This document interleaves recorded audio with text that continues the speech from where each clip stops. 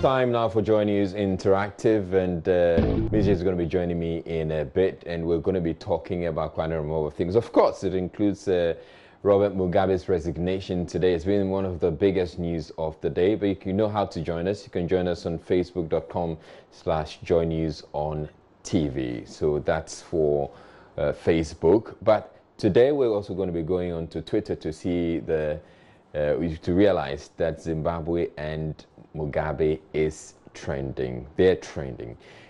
So well, after months of talks, military intervention and house arrest, one of Africa's longest-serving heads of state, Robert Mugabe, has resigned. His voluntary resignation comes on the heels of parliamentary proceedings to impeach him.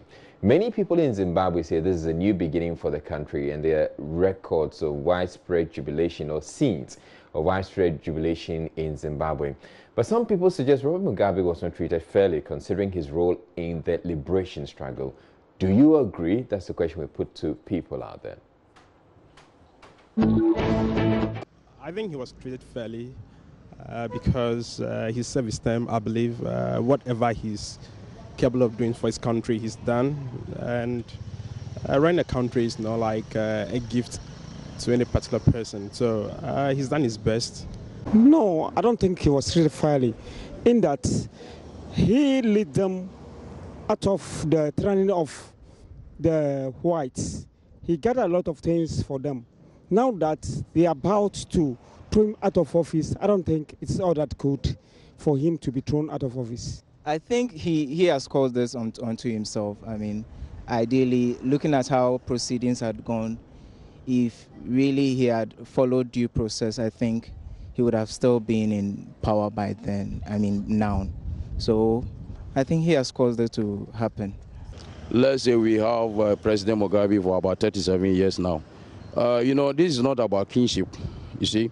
Democratically, if we want to go how the way, Africa we want to be, I think President Mugabe should understand and fairly go. Because looking at it 37 years down the line is enough.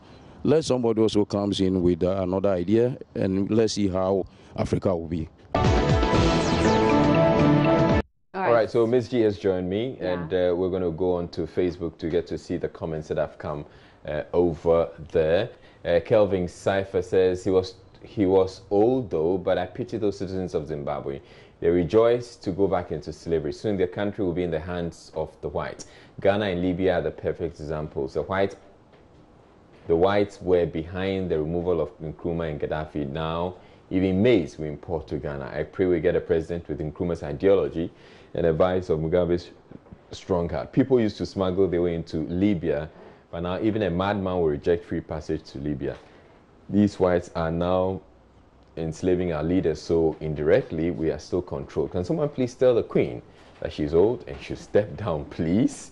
Kwesi Boateng Ayepa says he has paid his dues well to his country, and he should have left the stage while the applause was loud, but he delayed, and it was almost denting his hard-earned reputation. After all, the country isn't a monarchy. He has done the honorable thing, and the country has respected him and will continue to do so. Goodbye, Akonta Mugabe. We will miss your quotes. And Yeboah Solomon says, yes, he was treated more than fairly. Zimbabwe doesn't belong to him and his family only. He led a group of people for their independence and didn't win the independence alone. And 37 years of ruling is more than enough for him. Moreover, he's not the only knowledgeable person in Zimbabwe. And Klinsman also says, oh, Papa Mugabe, dear, I feel for him. I think they should have treated him quite better. He's done well by standing firm on his decision. Gradually, all the strong African men are fading out. Who will give us quotes again? And Danny Ananan says, not at all, though at the latter, people didn't like him, but that shouldn't take away his respect. He is an icon in Zimbabwe and Africa.